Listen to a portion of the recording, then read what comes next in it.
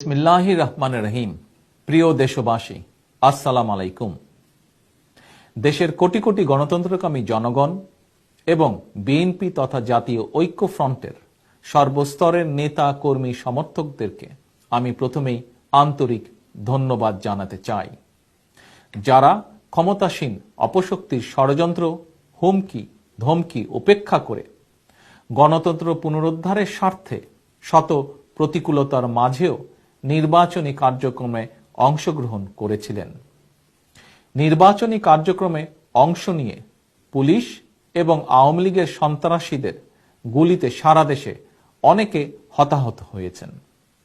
সিলেটের বালাগঞ্জের ছাত্রদল নেতা সোহেল, কুমিল্লার লাঙ্গলকোটের বিএনপি নেতা বাচ্চু মিয়া, ব্রাহ্মণবাড়িয়ার ইসরায়েল সহ দেশের বিভিন্ন স্থানে যারা শহীদ হয়েছেন, আমি আল্লাহর দরবারে তাদের আত্মার মাগফিরাত কামনা করছি। হতাহতদের শোক সন্তপ্ত পরিবারের প্রতি শোক এবং সমবেদনা জানাচ্ছি। গণতন্ত্রকামী মানুষ তাদের আত্মত্যাগকে শ্রদ্ধার সঙ্গে স্মরণ করবে। ইনশাআল্লাহ তাদের হত্যাকারীদের বিচার একদিন অবশ্যই হবে। সবার একটি চাওয়া ছিল পুলিশি রাষ্ট্রের পরিবর্তে ভোটের মাধ্যমে এমন একটি রাষ্ট্র ও সরকার প্রতিষ্ঠা করা যারা জনগণের কাছে জবাবদিহি করতে বাধ্য থাকবে। কিন্তু জনগণের সে আশাকে অপমান, অবহেলা, অবজ্ঞা করা হয়েছে। 30শে ডিসেম্বর ভোট গ্রহণ শুরু হওয়ার কথা ছিল সকাল 8টায়। বিবিসির একটি রিপোর্টের মাধ্যমে সারা দুনিয়া দেখেছে চট্টগ্রাম 10 আসনের লালখান বাজারের একটি ভোট কেন্দ্রে সকাল 7:50 ভোট গ্রহণ শুরুর আগেই ভোট কেন্দ্রে ঢোকানো হয়েছে একটি ব্যালট ভর্তি বাক্স। অর্থাৎ ভোটের এই বাক্সটি আগের রাতেই সিল মেরে ভর্তি করে রাখা হয়েছিল। দেশের প্রায় সব কটি কেন্দ্রে একই কাণ্ড ঘটেছে। এভাবেই রাতের অন্ধকারে গোপনে ব্যালট বাক্স ভর্তি করে ভোট কেন্দ্রগুলো থেকে পাশের নকল সার্টিফিকেট নিলেও গণতন্ত্রের পরীক্ষায় আওয়ামী লীগ আজ পরাজিত হয়েছে। যে ভোটের দিনটি হওয়ার কথা ছিল উৎসবের উপলক্ষ, স্বাধীন দেশে পরাধীন নাগরিকদের উপর আওয়ামী হানাদার বাহিনীর তাণ্ডবে তা পরিণত হয় অধিকার হরণের এক বেদনা বিধুর অভিজ্ঞতায়। ভোটে কেন্দ্রে ভোট দিতে গিয়ে অনেককে ফিরে আসতে হয়েছে লাঞ্ছিত, অপমানিত হয়ে। 70 বছর বয়স্ক একজন বয়োবৃদ্ধ ঝিনাইদহ 4 আসনের একটি কেন্দ্রে আওয়ামী সন্ত্রাসীদের বাধার মুখেও ভোট দিতে চাইলে তার গালে চপটাঘাত করা হয়।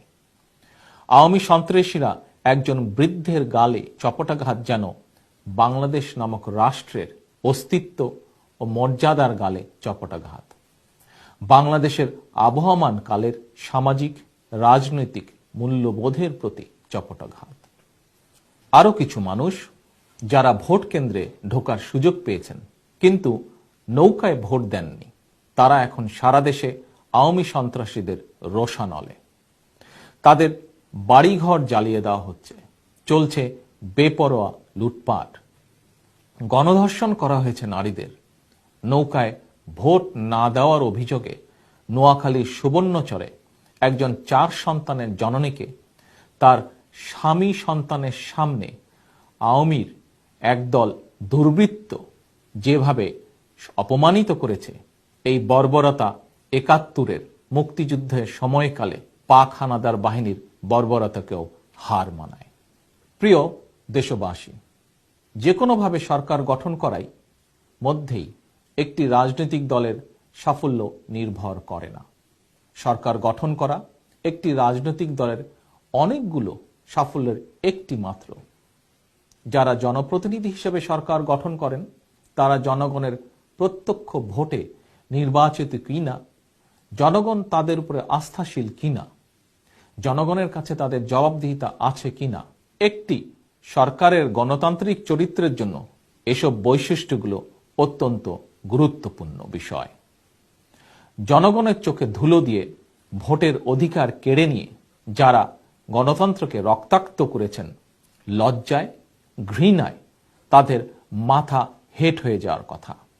অথচ পুলিশের একটি বিশেষ সুবিধাবাদী অংশ এবং নির্বাচন কমিশনকে ব্যবহার করে আওয়ামী লীগ যেভাবে নিজেরা নিজেদেরকে বিজয়ী ঘোষণা করেছে, তাদের এই কথিত বিজয় গৌরবের নয়, বরং তা গ্লানির। জাতীয় নির্বাচনের নামে যে তামাশার জন্ম দেওয়া হয়েছে, এর মাধ্যমে প্রকৃত অর্থে পরাজিত হয়েছে আওয়ামী লীগ। প্রমাণিত হয়েছে তারা জনবিচ্ছিন্ন একটি দল। প্রমাণিত হয়েছে সন্ত্রাসী তাদের ক্ষমতায় থাকার একমাত্র শক্তি। জনগণের কাছে আওয়ামী লীগ আনুষ্ঠানিকভাবে নিজেদেরকে একটি সন্ত্রাসী দল হিসাবে পরিচিত করেছে।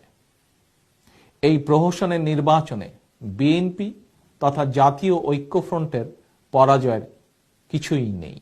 কারণ জয় পরাজয় নির্ধারিত হয় প্রতিযোগিতা কিংবা প্রতিদ্বন্দ্বিতায়। প্রতিযোগিতা কিংবা প্রতিদ্বন্দ্বিতা তো দূরে থাক, 30শে ডিসেম্বর আদতে কোনো নির্বাচনই হয়নি।